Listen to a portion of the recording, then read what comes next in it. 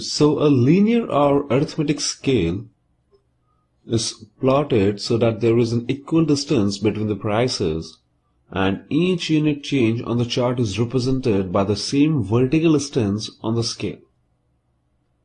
And a logarithmic scale is plotted so that the prices in the scale are not positioned equidistantly. Instead, two equal percent changes are plotted as the same vertical distance on the scale. And now I use log charts, always. If your motive is purely day trading, then it really doesn't matter if you use a linear scale or log scale. Nothing is going to change much. However, for the Elliott wave practitioner, it's a must to scale your charts to logarithmic. I've seen many analysts using Elliott wave as their research base, and they have charts set up with linear scale.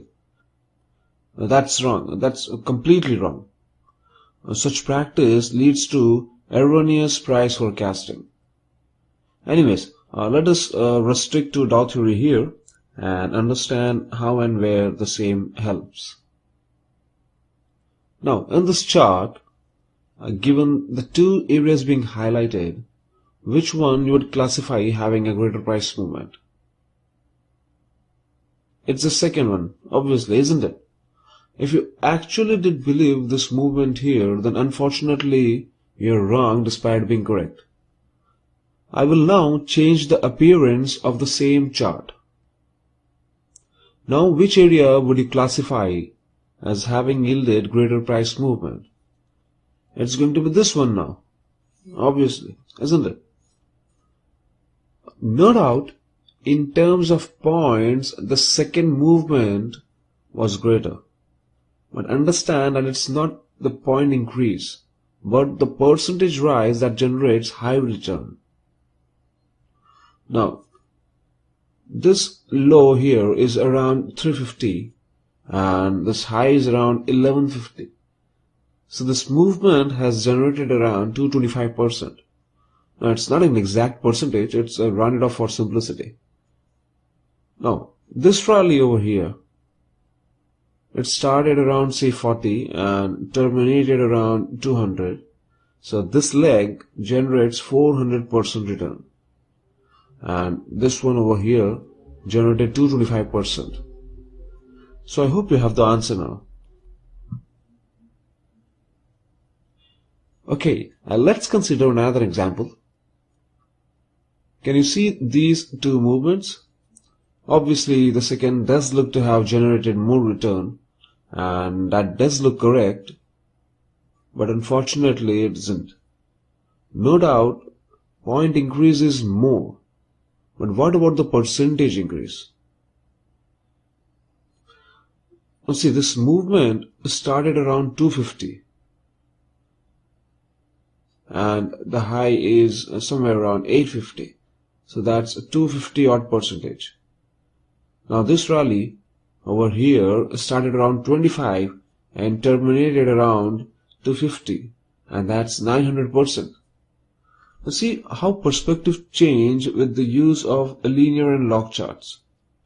But anyways, real use of log charts is not in calculating return, but purely analysis. So let's uncover that.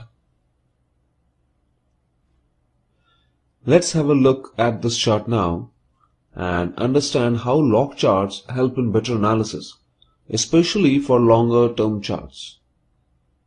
Now, this is a linear scale chart. We haven't dealt with the topic of trend lines yet, which we are going to do very soon, but you can still have a fair amount of idea with the positives using a log chart. Remember for the time being that we require two minimum points to draw a trend line, and if the same breaks, there may be a change in sentiment and direction of price. Now, someone who has drawn this trend line is watching for its break, which happens here. Another trader has drawn this trend line here and watching for its break to exit long position, which happens over here. Now there is another trader who uses log chart, and has drawn a trend line joining these points. The trend line breaks here and the trader makes an exit. And see how beautifully the price now fails to go past this broken trend line, throwing short opportunities. Now we have this linear chart back again. This is where the first trader exits and maybe considers initiating short position, and this is where the second trader exits, and this over here, the third trader, the log chart trader exits. The third trader makes the best exit and also initiates short position way before the other two traders. The first trader, like perhaps having a very long-term view, exited around 600. The log trader managed to exit around 1100. Now this difference is serious. That's 500 odd points. Almost 40 to 50% is saved. Now isn't that staggering? And not just that, he also earned this difference of 500 points on the short position that he initiated. This doesn't mean you should never plot trend lines on linear scale. What I'm suggesting you is to draw trend lines on both log and linear charts. But for longer term charts, log chart is a must.